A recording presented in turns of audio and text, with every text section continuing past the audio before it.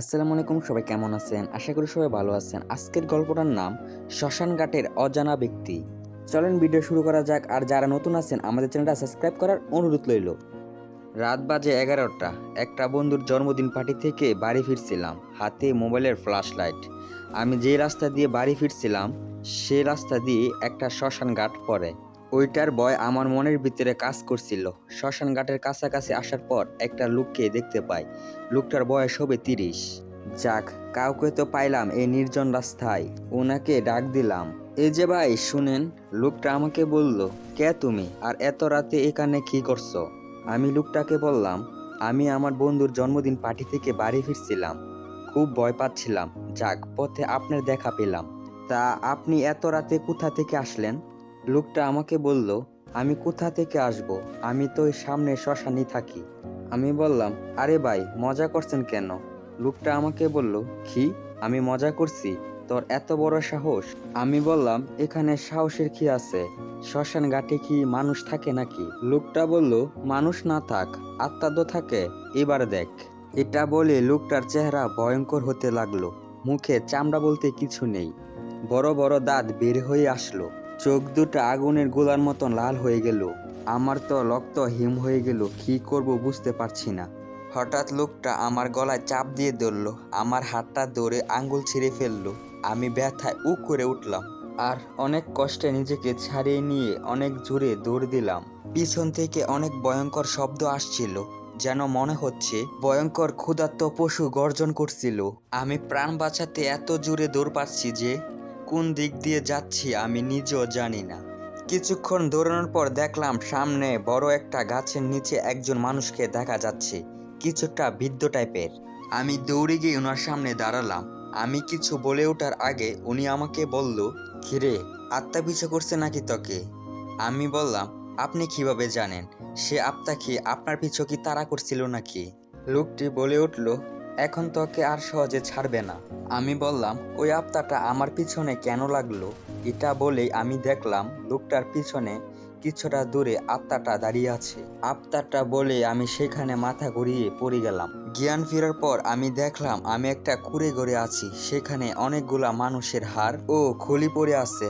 আমি ভয় পেয়ে দৌড়ে বের হয়ে আসলাম। বাইরে এসে দেখলাম লোকটা বাইরে বসে ধ্যান করছে।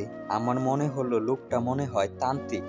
লোকটি বলল, কিরে, জানতে চাস কালকে রাতে কি হয়েছিল? আমি বললাম, কালকে রাতে তো আত্মাটাকে আপনার পিছনে দেখলাম আমি। লোকটি বলল, তাহলে শোন, কালকে রাতে তুই অজ্ঞান হয়ে আমাকে বিপদে ফেলেছিস। তোকে আমি অনেক কষ্ট করে ওর হাত থেকে বাঁচিয়েছি। তোকে মারার অনেক চেষ্টা করছে। তারপর লোকটা যা বলল আমি মোটেও প্রস্তুত ছিলাম না। উনি বলল, আগে ওই আত্মাটাকে ডাকতে হবে, তারপর জানতে হবে তোর পিছনে কেন কেন লাগলো। আমি বললাম, এটা কিভাবে করবেন? আমাকে দেখতে পেলে তো আমাকে মেরে ফেলবে। লোকটি বলল, তুই চিন্তা করিস না, আমি তো আছি। আমি বললাম, ঠিক আছে। লোকটি বলল, 5 দিন পর পূর্ণিমা রাত, তার আগে আত্মাটাকে মারতে হবে, না হলে পূর্ণিমা রাতে আত্মাটা আরো শক্তিশালী হয়ে যাবে। তারপর আমি আর তুই কেউই বাঁচব না। আমি বললাম, আচ্ছা ঠিক আছে। লোকটা বলল, শোন, কালকে রাতে 11টার সময় এখানে চলে আসবি। আমি বললাম, আচ্ছা, আমি এখন আসি। তারপর তান্ত্রিক বাবার কাছ থেকে বিদায় নিয়ে চলে আসলাম। তারপর ডাক্তার দেখিয়ে হাতটাকে ব্যান্ডেজ করিয়ে নিলাম। আপনাদেরকে তো আমার পরিচয় দিলাম না, আমি লাফি সাদ্দাম। আমি অনার্স 2য় বর্ষে পড়ি। আমার বাসায় আম্মু, আব্বু, ছোট ভাই বোন আছে। এরপর গল্পে ফেরা যাক। তারপর বাসায় আসার পর হাতে ব্যান্ডেজ দেখে আম্মু বলল, বাবা তোর হাতে কি হয়েছে আর তোর আঙ্গুল কই? বাবাও এই প্রশ্নটা করে বসলো। তাদেরকে এখন সত্যি বলা যাবে না, আসলে বাইক অ্যাক্সিডেন্ট করেছিলাম, তাই আঙ্গুল কেটে গেছে। তারপর সারা রাত হসপিটালে ছিলাম। মনে হয় আমার কথাটা তারা বিশ্বাস করে নিল। আম্মু বলল, তোকে বারণ করেছিলাম বাইক না চালাতে, কিন্তু না, তুই কি আমার কথা শুনিস কোনোদিন? আমি বললাম, আচ্ছা আম্মু, সরি, আর এরকম হবে না। আম্মু বলল, আচ্ছা হয়েছে, এখন খেতে আয়।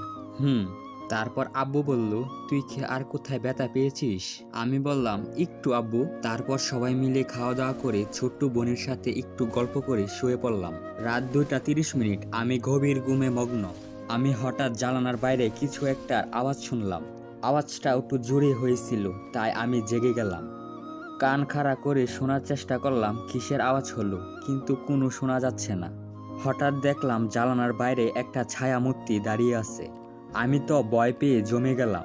কাপা কাপা সুরে বললাম, কে ওখানে? আসসালামু আলাইকুম, সবাই কেমন আছেন? আশা করি সবাই ভালো আছেন। আজকের গল্পটা এখানেই শেষ করলাম। কেমন লাগলো গল্পটা?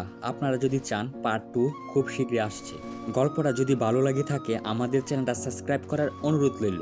Tata, bye bye.